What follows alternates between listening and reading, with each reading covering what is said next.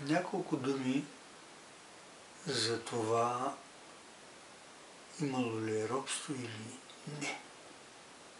Една тема много популярна в момента. За робството трябва да се говори в контекста на съответното историческо време. Едно е робство в Египет, друго в Турция, друго е в съвременния свят.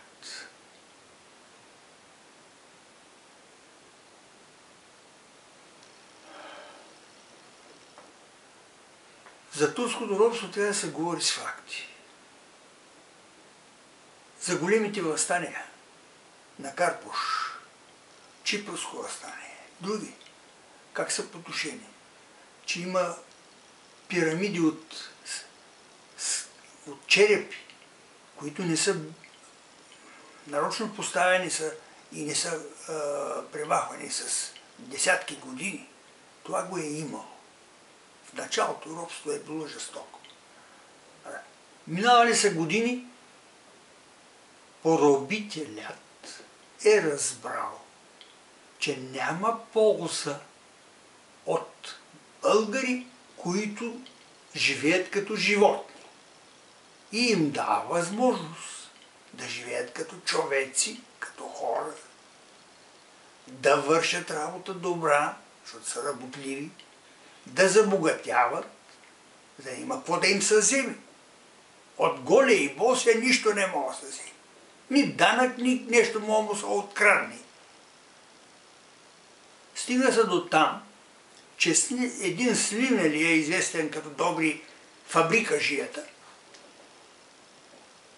успява да създаде тъкан, която турския султан харесва повече от английския плат за дрехи на войската му. И един от тези султани дава средства да се направи фабрика и добри фабрикажията. Сливен. Работи. Той не е роб. Хубаво е. Не е роб, защото прави той, което може. Дава му се тая възможност. Идва другия султан, забранява дейността и унищожава фабриката. Тогава добри какъв е? Отново става роб. Ето това е робство.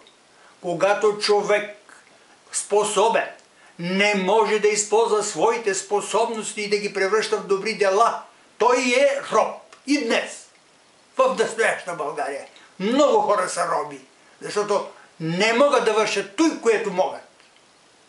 А други, които нищо не могат, си въобразяват, че пък са господари или че са много талантливи и управляват без да имат данни за тая отговорна работа. Това е робство. Робството е лишение от възможности. Ограничаване възможности на човека да направи всичко, на което е способен. Докато има такива ограничения, ще има робство. Но няма да е като египетското, или като византийското, или като някой друго. По повод робството трябва да се знае и едно. Където е имало българска държава, в нея никога не е имало роби. Ето е нашата особеност по отношение на всички останали народи.